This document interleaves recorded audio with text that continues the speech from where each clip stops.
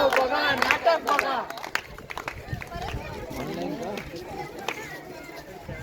आम्ही कृषी महाविद्यालय अकोलाचे विद्यार्थी सादर करीत आहोत पथनाट्य शेतकऱ्याची व्यथा. कीर्ती आहे का कृषी विद्यापीठाची, कीर्ती आहे का कृषी विद्यापीठाची, कीर्ती आहे का कृषी विद्यापीठाची, कीर्ती आहे का कृषी विद्यापीठाची, कीर्ती आहे का कृषी विद्यापीठाची. आपल्या शेतकऱ्यांची, आपल्या शास्त्रज्ञांची, जे आहे आपला हो अभिमान, जे आहे आपला हो अभिमान. मिळविला त्यांनी जगी बहुमान, मिळविला त्यांनी जगी बहुमान. विदर्भ प्रदेशाची हो शान जी, विदर्भ प्रदेशाची हो शान जी, विदर्भ प्रदेशाची हो शान जी.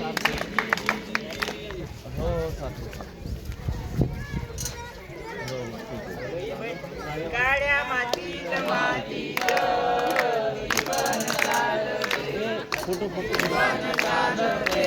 हलवला काय तू नाही नाही बोला बोला. काय बराबर नाही इच्छा लोकच नाही येऊन राहिले. हे का हा युवाला हे दिसून राहिले का तुला हे दोघं?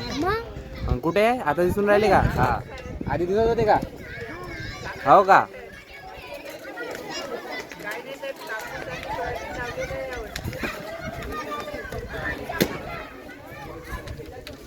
हे तुला बोलवलं का?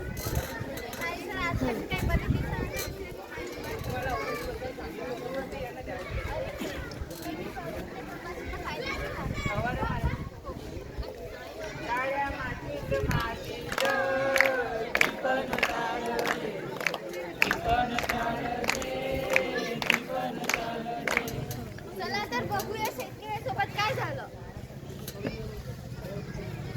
अरे देवा, हे काय झालं मा शेताले? पूर्ण पिकाचं नुकसान होऊन गेलं. कोणी आग झालं का? काय हो काका, काय झालं? एवढं कसले टेन्शन आलं हो? काय नाही हो दादा, मी त्या एका मॅडम कडून फवाऱ्याची औषध घेतली आणि ते शेतामध्ये मारली. त्या औषधने माझे पूर्ण पिकाचं नुकसान होऊन गेलं. हो ना हो ना हो ना. तुम्ही काहीच काळजी करू नका. चला, तुम्ही कृषी विद्यापीठाचे नाव ऐकलं? हो, ते अकोल्याचे ना. हा ते तर तिथल्या क्लिनिकला जाऊन, कृषी विज्ञान केंद्राला जाऊन तुमच्या समस्याचे समाधान करूया. चला. नमस्कार साहेब. केव्हीके म्हणजे काय? अरे केव्हीके मतलब कृषी विज्ञान भारत सरकार द्वारा स्थापित एक कृषि और प्रशिक्षण अनुसंधान संस्थान है, जिसका उद्देश्य किसानों को नवीनतम तकनीकी के बारे में जानकारी देना और कृषि की नवीनतम उन्नत किस्मों को किसानों तक पहुंचाना. वैज्ञानिकों द्वारा बनाई गई नई उन्नत किस्में जो किसानों तक नहीं पहुंच पाती है, उनको खेतों तक और किसानों तक पहुंचाने का काम केवीके करता है. इसके अलावा किसानों के खेतों में लगी हुई किसी भी प्रकार की बीमारियां, कीट पतंगे आदि की किसी भी जानकारी के बारे में अगर किसान चिंतित है तो वो केवीके आइए. केवीके के पास कृषि की किसानों की हर समस्या का समाधान है. धन्यवाद सर. बहुमोल आपले शेत, बहुमोल आपले शेत, बहुमोल आपले शेत, आपली ताकद आपली हिंमत. नको ते जाऊ रे विकाया, नको ते जाऊ रे विकाया, नको त्याला घालवू तुवाया, नको त्याला घालवू तुवाया. तो आहे देशाचा पाया होती, तो आहे देशाचा पाया होती, तो आहे देशाचा पाया होती. पहिल्या दिवशी झालं होतं दुपारी 3 वाजता 3 ते 5 अरे देवा, देवा, देवा. सत्यपाल खेळून चालू त्याच्या आधी आले सत्यपाल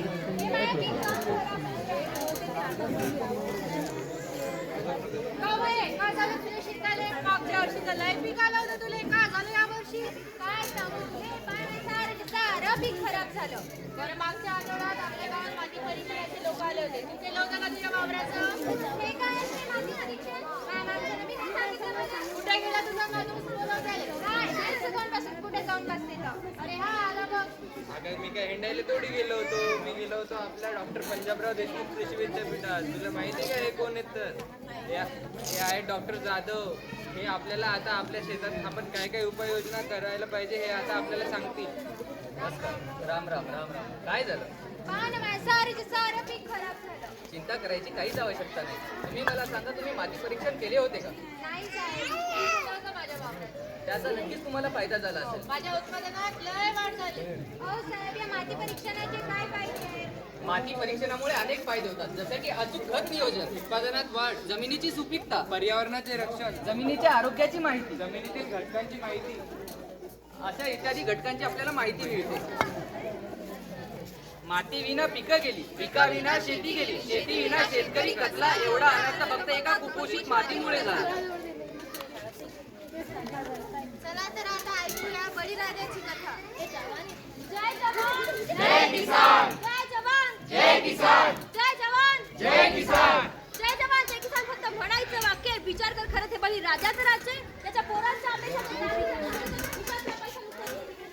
पिकाचा खर्च, खताचा खर्च, रोटरचा खर्च आणि मोटरचा खर्च, पीक लावायचा खर्च, पीक काढायचा खर्च, मजुरीचा खर्च, खोटा सबुरीचा अर्थ. मनातले दुःख कसा जाणतोय, मनातच सडली पिकं भोगून फांडतोय घरात, पळतोय पळतोय करतोय, मशागत जळतोय जळतोय मरतोय उन्हातच. कधीपर्यंत राहील माझा राबायची वेळ रे, कधीपर्यंत येईल माझ्या रायबांची वेळ रे. करत नाही हेवा त्याच्या रक्ताला बळ दे, फुकट नको देवा त्याच्या कष्टाला फळ दे. फुकट नको देवा त्याच्या कष्टाला फळ दे, फुकट नको देवा त्याच्या कष्टाला फळ दे. आलू घ्या कांदे घ्या, आलू घ्या कांदे घ्या. गाव बाई कसे दिले आलू कांदे? हे असे दिले. त्याच्यामध्ये कितीचे दिले? अवा घ्या ना तुम्ही, लावते ना मी बरोबर तुम्हाला. गावा काशी काय घेऊन राहिली व? आलू कांदे घेत होती. अवा हातात काय घेऊन चालली? पन्नी मागणावं दिले.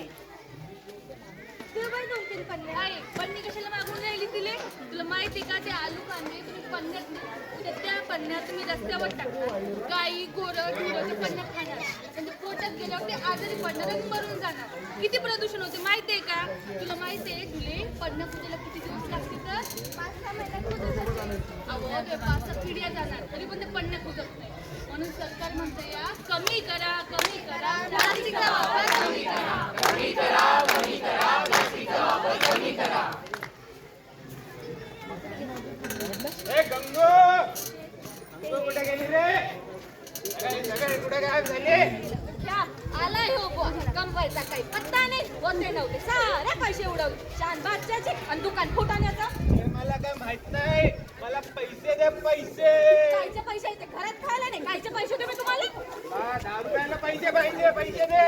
इतकं मोठं नुकसान झालं पिकाचं आणि तुम्ही नुसते त्या दारूच्या ए, दुकानावर. सोयाबीनचे पैसे पाहिजे मला. इतकं मोठं लेकरू झालं आपलं, त्याच्या शिक्षणाला पैसा नाही काही नाही, नुसते तुम्ही दारूच्या दुकानावर. ए, लेकरू. अरे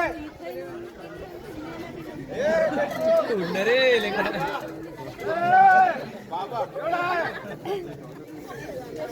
मन मन मन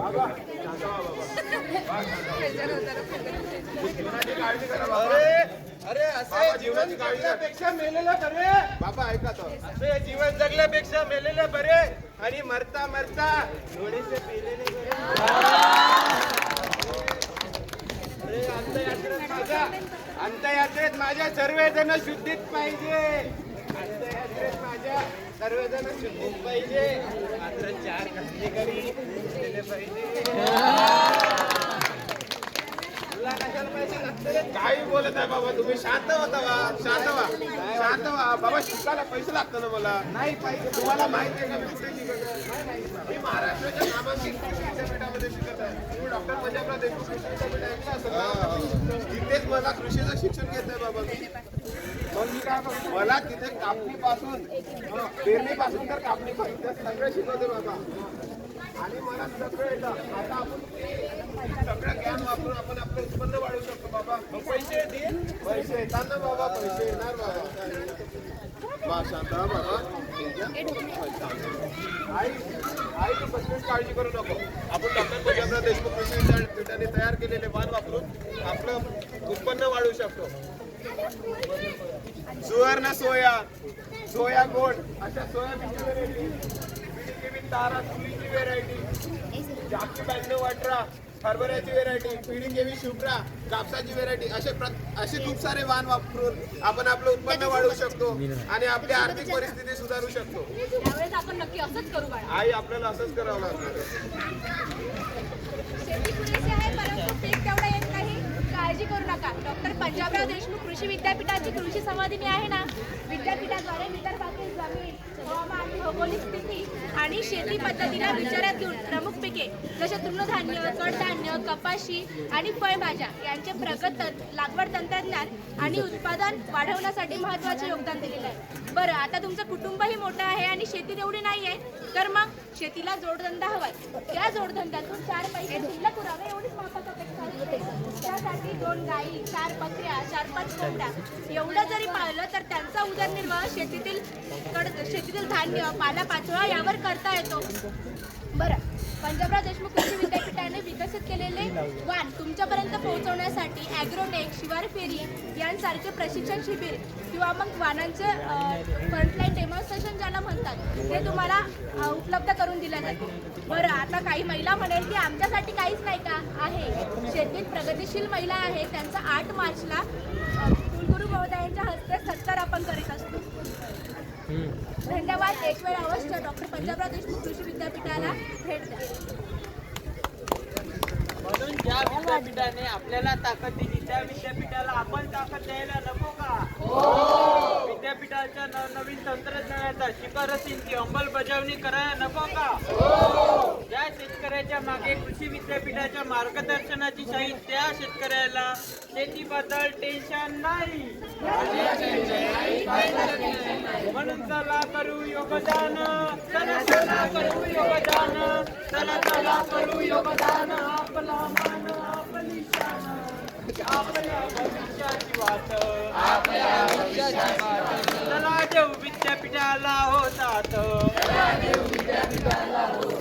सर्व प्रदेशाचा हा थाट हो, जी विदर्भ प्रदेशाचा हा थाट हो, जी विदर्भ प्रदेशाचा हा थाट हो. डॉक्टर पंजाबराव देशमुख कृषी विद्यापीठाचा कृषी महाविद्यालय अकोल्याचा जय जवान, जय किसान, जय जवान, जय किसान. धन्यवाद. बंद.